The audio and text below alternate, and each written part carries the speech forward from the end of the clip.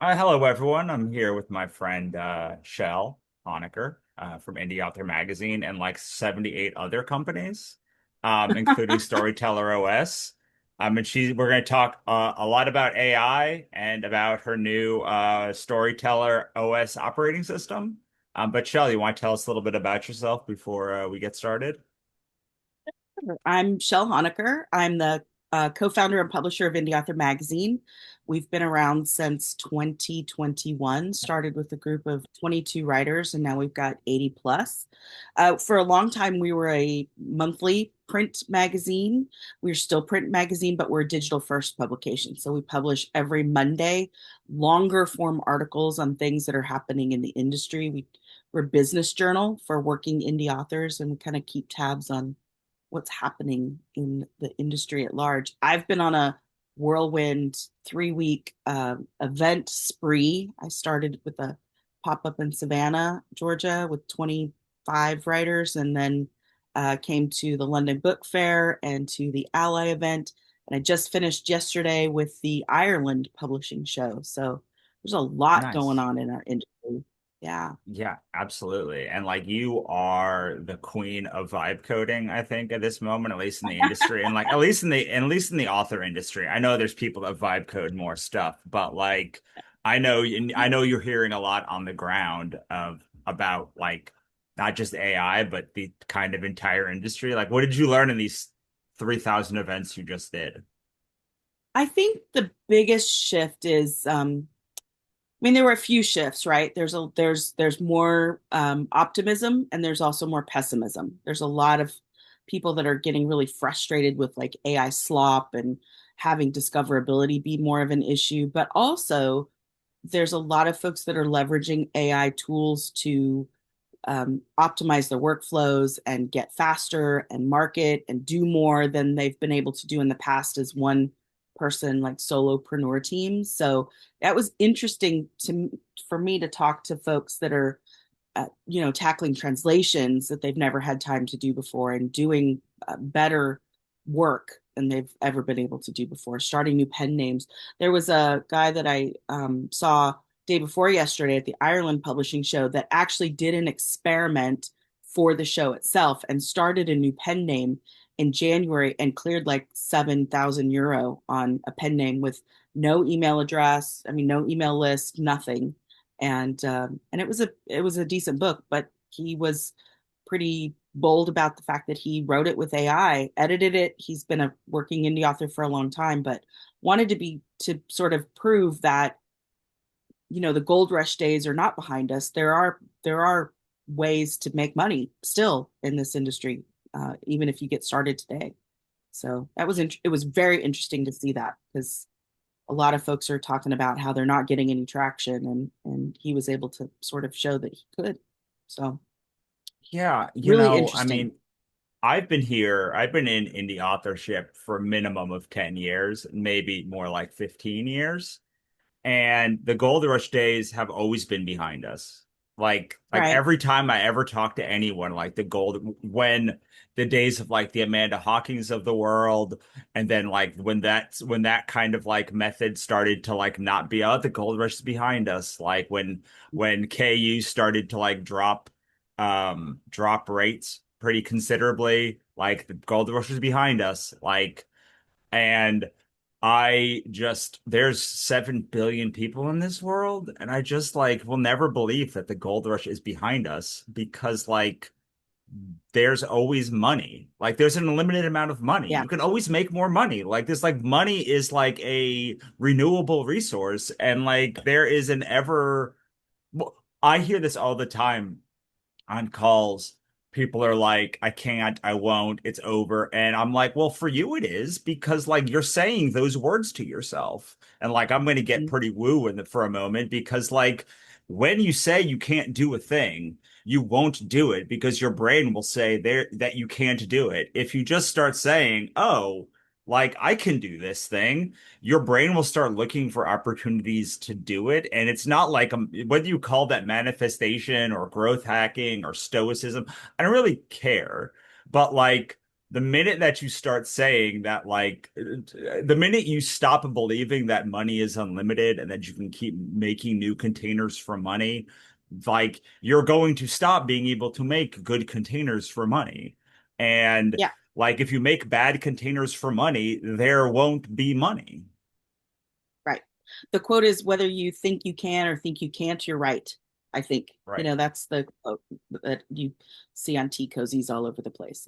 It's limiting beliefs. I read tons of books. There was some manifestation books that I read years ago, and it literally rewired my brain. And seeing Mhm. Lee at the Future Publishing event was just eye-opening too, that there's alignment and gratitude, and there's so many things that go into it, but it is ultimately just what your brain believes and how simple Right. it is.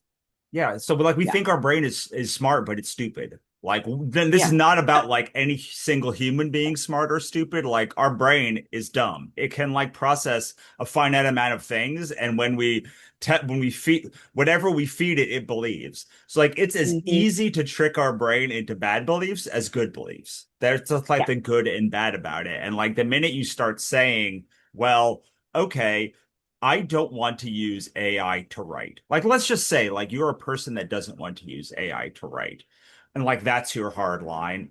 I, I, I would quest. I have so many things to say about that, but like, I'm just gonna let you have that one. Like, you can use it to build websites. You can use it to code apps. You can use it to do research. You can use it to have an assistant. You can train an AI like bot to talk to your readers in your language. Like you can translate things into other languages. Like there's an unlimited amount of things. So like we have said, okay, let's say you don't want to like use AI to write.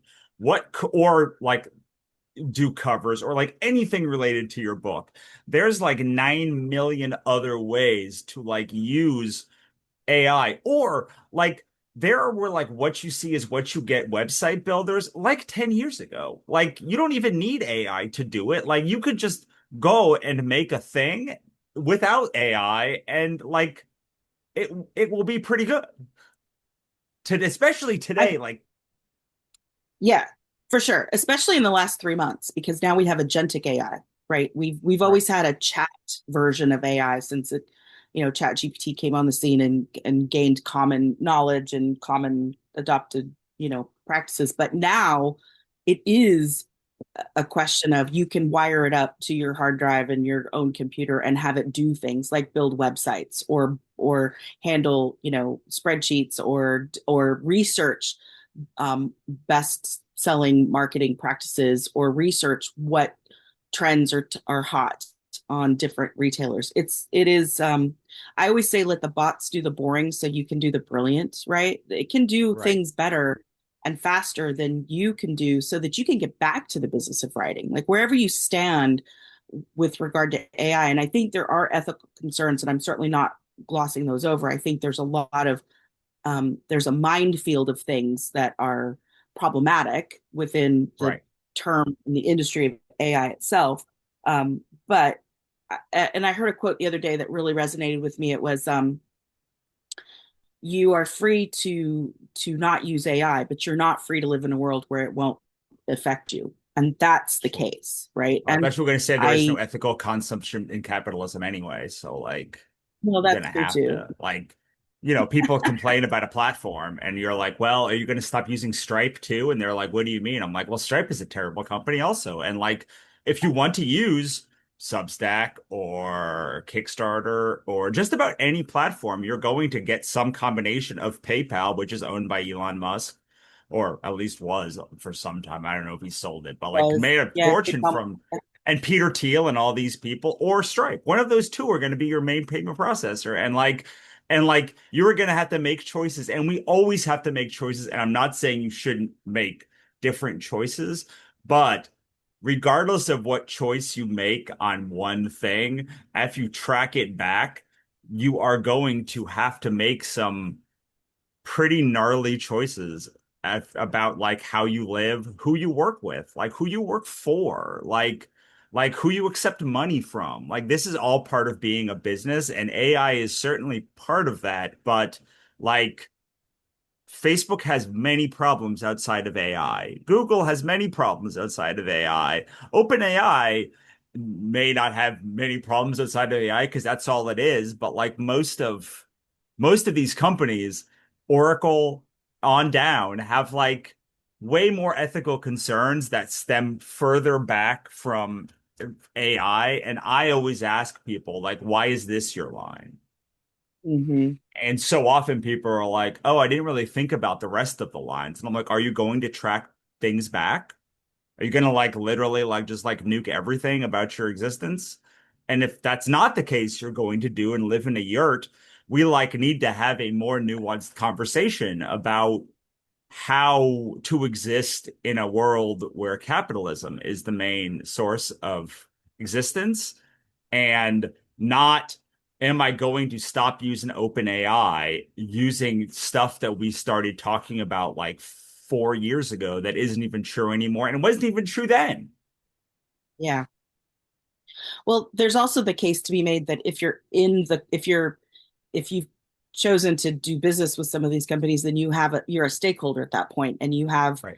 an opportunity to affect the change and be part of the conversation, right? And instead of railing from the outside, you're able to have some measure of influence from the inside. Like I would rather be able to have conversations about water consumption and vapor cooling and things, and from the conversation of I'm a stakeholder, I'm a customer of yours, Anthropic, and I would very much like you to pay attention to the things that I have to say. I think they're more likely to listen to people that are part of the conversation and than not, right? Now it's change making affecting the change from the inside rather than the outside.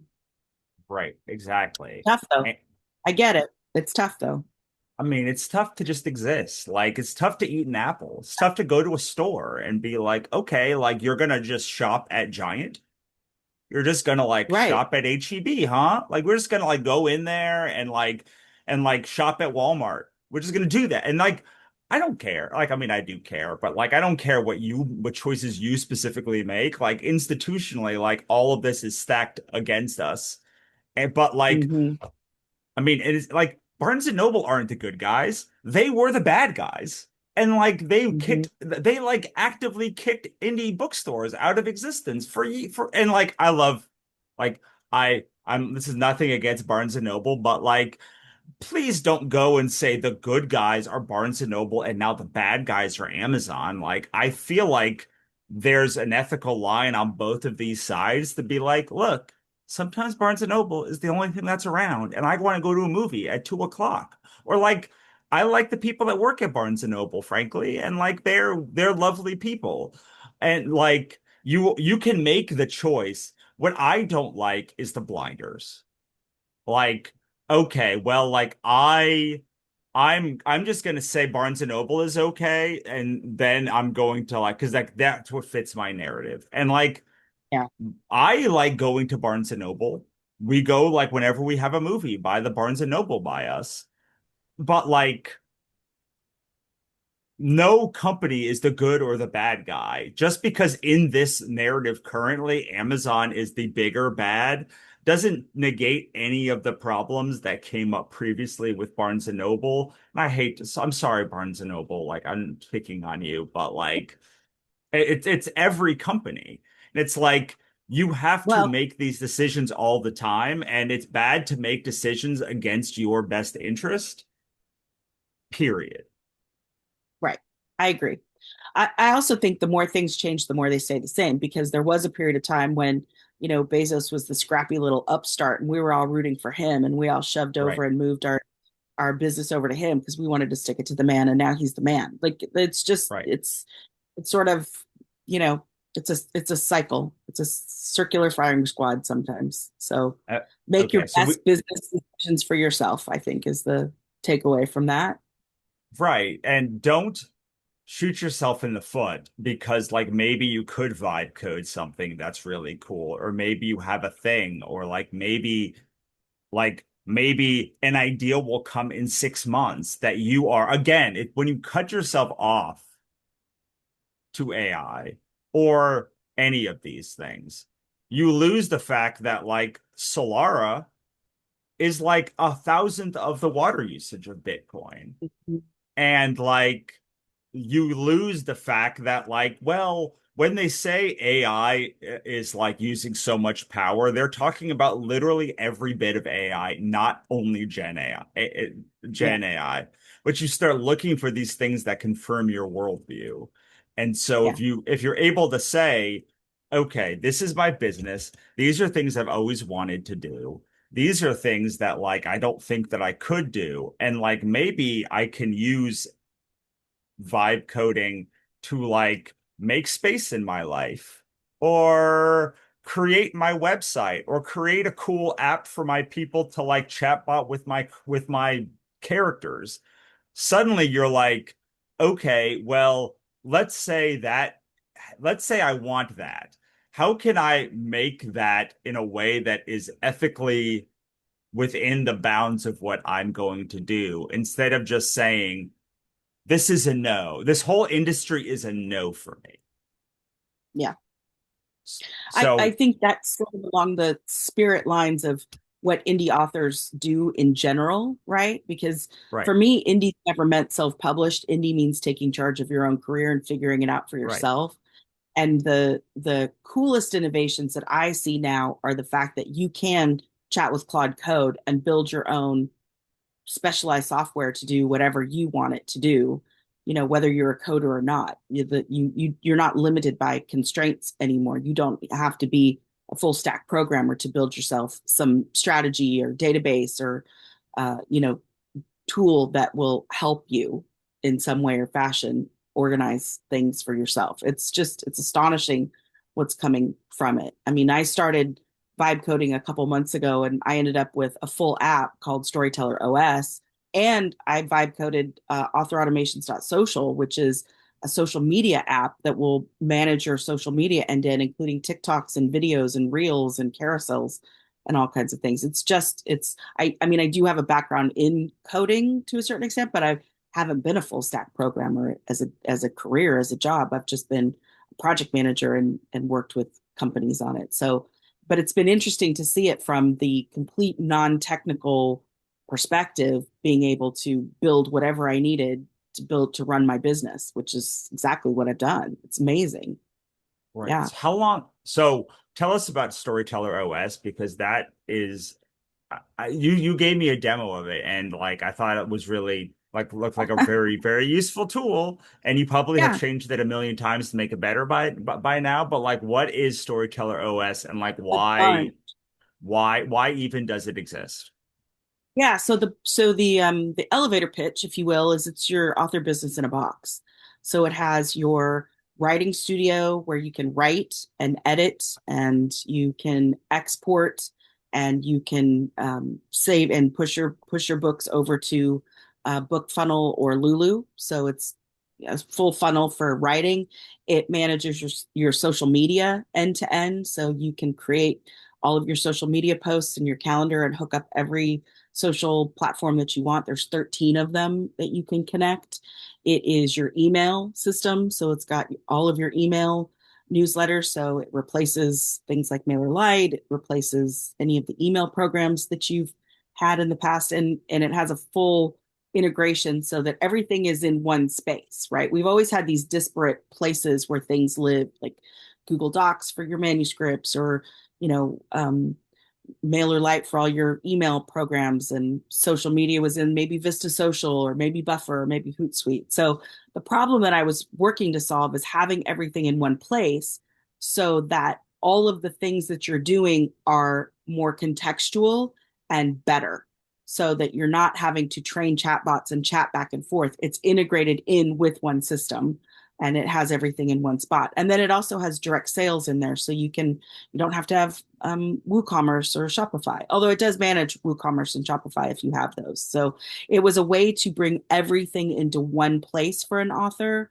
and give Hmm. them a business intelligence piece so that they can manage their business. My big audacious goal is to have, you know, 1,000 million dollar solopreneurs. That's my big goal. I want to have a Hmm. thousand people that can run their $1 million businesses from one place. So let me give you a, I mean, that sounds great. And how long did it take you to code this? That's great. Out of curiosity. Sorry, what?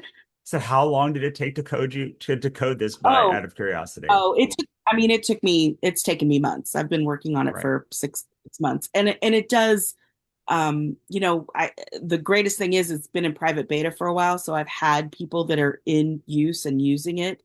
And so every time, something comes up, we build a new feature. Like, for example, I have people that have over 4,000 reviews on one book in Amazon, and it'll pull your reviews in so you can see your reviews and connect people in your database and things. So, I built it with the idea of like 150 or 200 reviews, and now I have to expand it for people that have Mm, 4,000, 5,000 reviews. So it's always in the right. process of iteration and constant improvement. But the base took about 4 months. Yeah, about 4 months. Yeah. Of like 10 hours a week, 20 hours a week, Oh, 300 I hours a mean, week. yeah, I would say, I mean, I am a pretty I'm like you. I will sit at my desk for 12 and 14 hours a day to work on something. Once I've got something, I'm like a dog with a Sure. bone and I'll just sit and do it. So I would have spurts where it would be locked in for an entire weekend from Friday night to Monday morning, right? Hmm. With about 2 or 3 hours of sleep. So it's a little bit of a manic proposal. So, I mean, in Sure. terms of hours, there's probably, I would say, 600 hours of straight development in there. And it's not just me. It's me, but then I also have another programmer that works on it and handles bug reports and things too. And it's been kind of an all hands on deck for a bit for the team as well. But This is I mean, so interesting. once we saw kind of how people were using it in the wild, it really has expanded into other things. Like, for example, my original vision was that it would integrate with email service providers, right? Like MailerLite or MailChimp Mhm. or Git or Active Campaign or whatever. And it does, but the better use case is for it to be the email system and utilize, your Amazon keys, and you're in control of your Mhm. sending, and then you don't have to have that spend. So it really does replace a bunch of tools. My original idea was that it wouldn't replace tools, it would just be the central command center for them, but really for the price point it has to replace tools. So we've changed, as we've gone on, it's expanded and grown based on what people have asked for and what it needs. And I think that's kind of the beauty of, like, with indie author and with vibe coding, you can pivot. Like, I can pivot Right. and make it better just based on, a handful of people that want something that I hadn't thought of or that's cool. It makes me think about, so I've been trying to find a new like platform that is better than Substack. Well, Substack is Yeah. a bad platform. It's a bad platform because it doesn't have an open API. And like any platform that doesn't have an open API is a bad platform. Like I'm just gonna flat out say it. Like if you're listening to it and love Substack, amazing. But like until they open an API, like it's not. It can only be so good. And I'm wondering actually now, I'm like, huh, can I somehow take all of my disparate things and put them into one Claude Code app that people can download from like Hapitalist. And like it has all my PayHip courses and it has my Substack feed and it has all of these things in one place that people can access and buy without me having to force what I want, well, force the thing that exists to be the thing that I tolerate instead of making the thing that I want out of the tools that already exist and that I'm already using. Because I don't really want to migrate stuff. I just want people to have a hub that they can come and get all the stuff at one place. Yeah. And for me, I vibe coded my Substack because I use Substack and have a Substack. It's accidental bestseller, but I love it. I built a hub.authorautomations.com, as a companion piece where people could download it and have tutorials and have a forum for chat and have all of that. I vibe coded that. I vibe coded it in Cloud Code. That was actually my first foray into it. And I've gone back since, and like the technology has gotten better. My skills have gotten sharper. So yeah, you could absolutely do that. The coolest part of that is when you subscribe to my Substack, you're automatically subscribed to the hub because there's a bridge there with the Stripe. So if you're a paid subscriber, it keeps those two in sync, which again, one of the downsides of having your own system or your own whatever is that you've been reliant on a platform for certain pieces. In this case, I am reliant on Stripe, but I would be reliant on Stripe anyway because that's Right. the payment processor. But I'm not tied to Substack, right? And we've talked about this a lot. You have to own your own stack as best you Right. can, leverage tools to get them into your own ecosystem. So yeah, that was kind of my big idea with my hub. But absolutely, you could absolutely do that. It's Wait, what are you doing to get the Stripe thing working? Because this is the thing that people have told me you can't do or like is impossible to do. Because like, can you connect one program to another program through Stripe? And every single person that I've talked to has said no. Are you using yes. N8N or are you using I'm using a Make? Like web. how we Yeah, I'm using webhooks. So when someone subscribes in Stripe, it sends a webhook, and then my hub picks up that webhook and creates an account, does any automation that I want it to. so It you will created the if webhook people's in payments Stripe? fail. Yeah, Oh, okay. So in Stripe, you created a webhook for a pay for each payment. in You're gonna have to Stripe, we're gonna have to talk about this I'm sorry, everyone. We're gonna nerd out on we'll the talk thing nerd. really quickly. But like But the cool thing I'm is, the answer is yes, so the you answer is can yes. It can.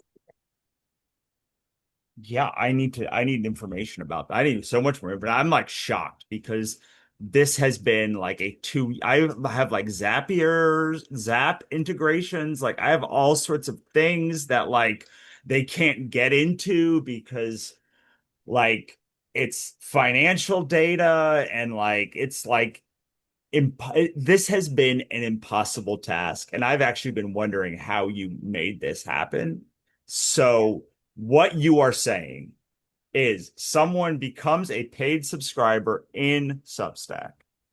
right, They then have that webhook. You then create a webhook that ties it to your automation hub that they can log into the hub and get all of the things while they are paying through Substack. right. I also just want to mention I'm genius. Yeah, you are like this is like every time I talk to you, it blows my mind in some other way, and I'm like, I know all the things. Like I know what Shell's gonna talk to me about. Like I'm like pretty with it in AI, but every time it's like, wait, you just told me a thing can happen that I have been told. I cannot tell you how many dozens of times I've been told this could not happen because you gave me a fluent community key, and I Yeah. was like, well. I need something like more advanced for just this one part of my business. But you're saying that I can just like use the key, make a hub, Yes. and then still run Yes. everything else off Substack. I hate the world. I hate, I hate, I hate this whole. You have no idea. Exactly. I just got off a call like not 2 hours ago about this exact thing. This exact thing. Driving me. I'm so, and because I know I have that fluent community key, I know I can do all the things that you said because like I just need the secret. I need the secret. I need the secret magic to get between Well, those I have things. secret magic. I am using the secret magic on my own, and it works. It's not theory. I mean, it is what I'm doing. Right. So Yeah. I'm I not. mean, I'm I'm not. like, I have all the pieces you have because I have the community part you gave me. I have the Substack part you gave me. I was just like, ugh, I don't want to have to do another payment processor thing. But like, I don't No, have to do that. do not. And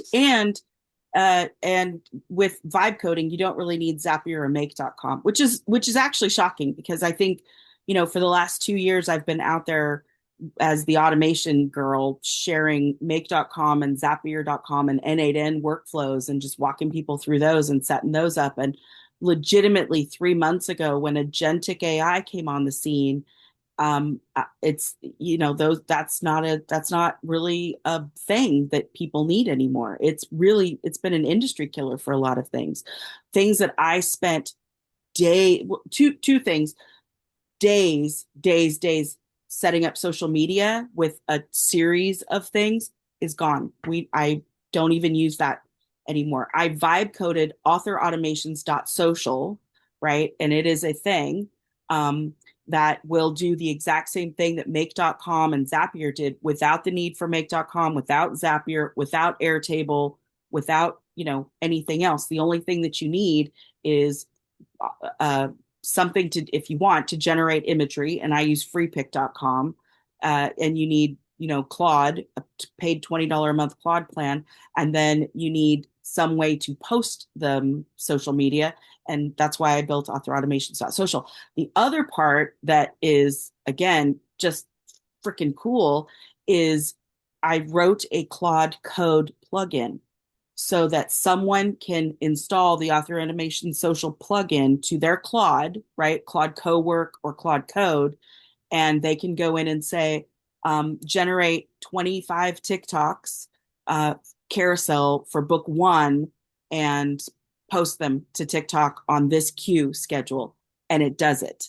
It does it. You can just naturally speak to your, you know, Claude Code and it will do it. And it has everything that it needs. The bridge is already built for that. So you don't need to have an MCP server and you don't need to have APIs. I cannot tell you everything has changed. Everything has changed. I was at Ireland's publishing show and I shared this yesterday, and I cannot tell you how many brains were on the walls because it is so different. When I came and spoke at SPS in London, I walked through a make.com and I had people that were like, that is mind blowing. That is changing. And then, when they asked me to come to Ireland 7 months later, I couldn't even teach the same thing because it's so different. But agentic AI is what's going to be the killer. We're going to have, this is what's going to stick around for a while. It's going to stick around this is the future. This is the wave. This is when tech finally caught up to our brains, what we want to do with Yeah. our brains. It's easier, it's faster, it's cheaper. It's phenomenal. It's phenomenal. And I'm kind of sad because my entire Substack is called Author Automations, and it's it's going to be less about automations themselves in terms of make and zap, and it's going to be more agentic AI and how we leverage that in our businesses to Sure. build and code and research. And it's changes everything. Well, you can change the subdomain of your Substack. You can even do it one time without it I, breaking your Substack. I did it one time already. Oh, So oh well, I'm I did stuck. it. I did it like I've done it now like many times. I just changed it to Hapitalist. As long as you have a custom domain, none of those other rules apply because the ad like you can change your domain as many times as you want. Like I sometimes I do them. I did it multiple times in a day, and like it didn't break anything. I mean, it broke everything because the domain has to be right, but like it doesn't break Right. anything else. Okay, my next question is, do you think I can do that same thing that you did with Fluent Communities with PayHip? PayHip's a little bit, yes. I mean, the answer is yes. PayHip's going to be a little bit trickier because they're a little bit they want to stay more of an ecosystem. I mean, Sure. we've done some things with Wide for the Win in that regard. Um, I just have because I've had my assistant for the last 2 weeks building a PayHip store for Hapitalist, and like kind of don't want her to have to go and build an entirely new Fluent community as well if I can so help the it. so the thing is like with all automations, look at the parts that you've got in place, right? Sure. Are you using Stripe for your payments, or are you Yes. using, yeah, so if you're using Stripe, you can automate off Stripe instead of automating off PayHip. That's the key to it because the Stripe transaction has everything that you need to power the rest of it. S- So And yes, the answer is yes. okay, so I The go answer into Stripe and I can automate a Stripe from inside Stripe to other Stripes. Stripe to other, well, it's not really Stripe to other Stripes. It's striped. I mean, it's striped to wherever you want, basically. Okay. I'm gonna totally feel like I'm gonna break all of my financial systems by doing this, but like now I have a project for this weekend because like this is a way different project than I thought I was going to have this weekend. I feel like I just yelled squirrel. And now you're off. You have no, I like, do I that. was literally about to sign up with like a platform. Like this weekend, I was going to do it. And now I'm like, wait, can I just keep the stripe to stripe and then not, and then do this other thing? Like, that's so much easier for people. Because I've been I looking will at also your hub and I was like, I want this thing, but I need to not pay an additional 10% that Stripe is taking from what Substack takes. I will also take a minute and just shamelessly plug that this is the kind of stuff that I help people with in my mastermind as a chief technical officer fractionally, as that's what I do is Yes, that's the help. top tier, right? That of your It things. So is. it's a whole different tier. Because like I know you have It is. multiple tiers on your hub. I have I have two paid, right? I have just a regular paid and then I've got the founder level paid, which is Uh-huh. yeah, that's the big bad kind of where you get to hang out with me on Tuesdays and we talk about nerd stuff. And then you get access to my VIP calendar and things. So But yeah. then you have like a third thing where you go places and like do this with people too. That's like Yeah, you went I, to Savannah and just did this with like 25 people, right? I did. Then I do one-on-ones. Like I just did a one-on-one in London with somebody that is just killing it. I'm so proud of him. He's really like he's got 26 pen names, ghostwriters, and a network, and he's killing it all over the place. So yeah, but my goal is that for people that work with me one on one is to there are no cookie cutter solutions. It is legitimately tell me about your business and then let's optimize and fix your business to have the best tech, the best solutions specifically for you. 100%. That is I'm what I want to do when I grow up. It's the coolest thing. It's the most fun that I'm having is that stuff. It's just every indie has, very unique use cases and geographical things and genres and everybody's figuring it out. So for me it's like this big giant puzzle that I get to put together. That's cool. But me and you have the exact same issue because I have your Fluent Key and your Substack. So I have literally the exact issue you have, which is amazing. Yes. That very Yeah. rarely happens It very in like rarely this happens, business. but I mean, you and I are we're using our businesses in very similar ways, right? We give a ton of stuff away in terms of Right. information, and then if they want access to us or they want to have more specialized stuff, then we've got levels for that.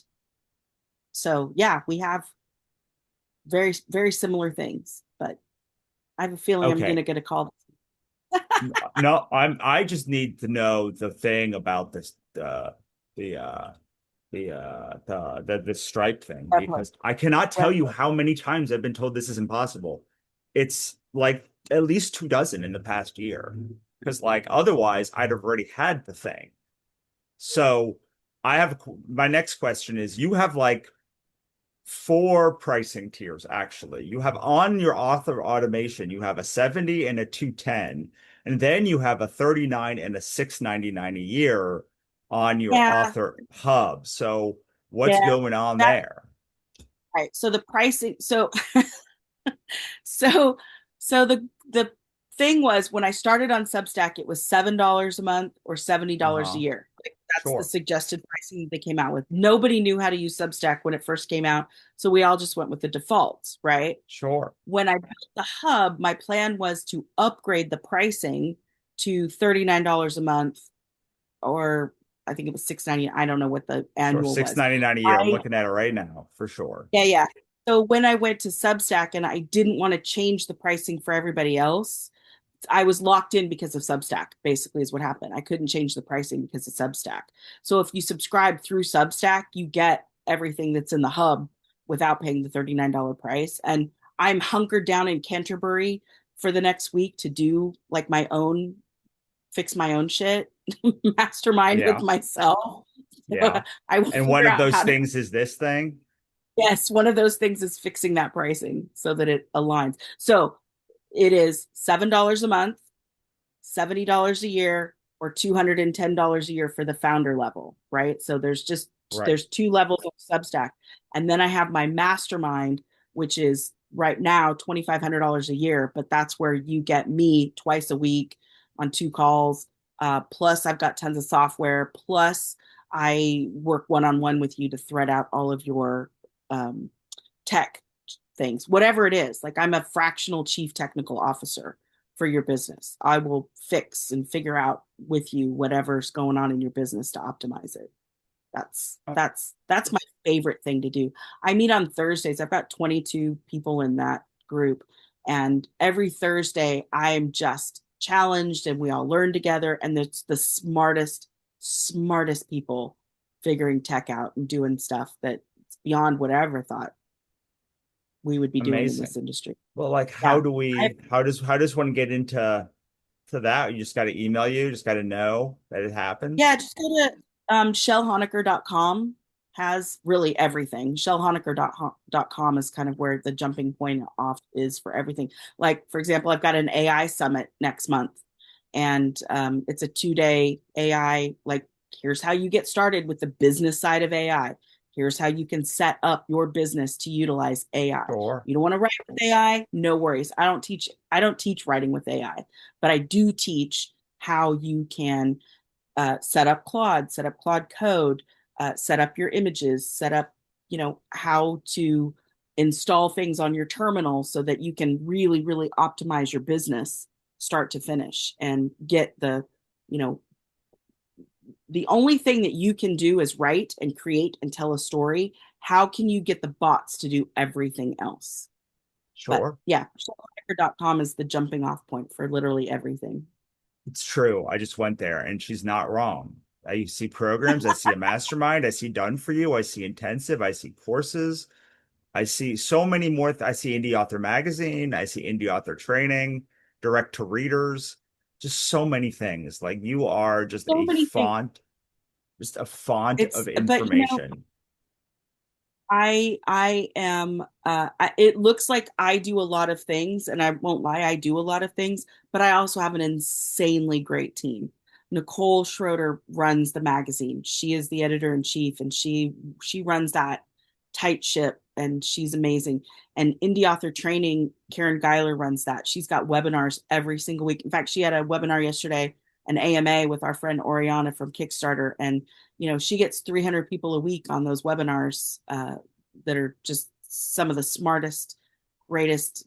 I know you've done webinars for us, and so Karen runs that, and then uh, Elaine Bateman runs direct to readers. I mean, it's I we have a very lean ship, and everything gets done. I'm just internally, I get to look real good. Amazing. All right, what did I miss? What Yeah, did we miss talking about here? Got a few minutes I think left. I think it's an amazing time to be an indie. It's an amazing time to figure out your personal tech stack and your personal workflows and, level up. Yeah, yeah, man. It's never been better. Never been more opportunities, I think, than now. Yeah, I think that's like the Hapitalist stuff only works if like there are unlimited choices. Like that's why it works. It didn't work 10 years ago because you couldn't actually make your business the way you wanted. You had to make your business the way that platforms allowed you to operate. I mean, there was a lot of flexibility in there, but like I didn't make a traditional business. Like most people I know didn't make a traditional business, but like now there are like no rules. But the thing that makes, I think, Hapitalist work is that you have to know what rules you abide by. And like Yeah. that's a thing we've never really had to think about. Like we've never had to think about like what do I actually want? because the choice was like, you get a hamburger, you get a hot dog, you get a sausage. Like those are the options you got. And like if you don't want one of those things, you can get a job. I don't know. Like screw off. Like it's not going to work for you. But like now, when you have unlimited choice, like that is actually the biggest roadblock to having the life that you want, is saying, I I I can't do it, or I don't know how to do it, or I don't know what I want, or I didn't even know this was possible. Mhm. So like once you know that they're like, I'll bet there's a lot of people watching that are like, well, that sounds great for Shell. I don't have $2,500. I don't have $7 a month. I don't know why I wouldn't have $7 a month, but like I don't know a tech stack. I don't know any of these things. And I would come back to what we talked about at the beginning, where it's like that's a lot of negative self-talk.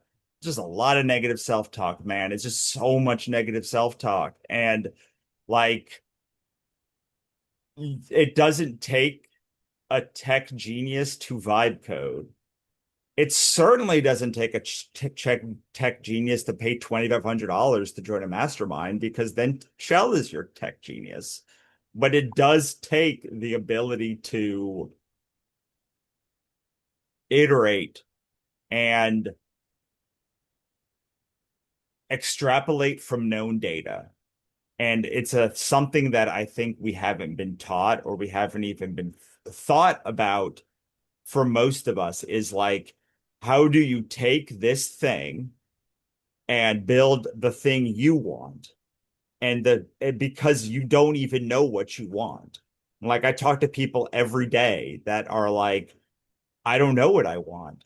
I got to figure out what I want. And you're like, yeah, man, you're miserable because you don't want this thing that you have, but you also don't know how to get the thing you want because you have no idea what you like, which is where the path of least friction and all that stuff that I do comes in. It's like there are tons of strategies in Hapitalist, but like really, it's like once you have the mindset to see opportunity everywhere, guess what? You start seeing Yeah. opportunity everywhere. The universe is always conspiring for our good. I firmly believe that. But I also think in a lot of ways, people that are listening to this have already taken the hard step and decided to be a creative person and an indie author in general, right? Or a creative in general.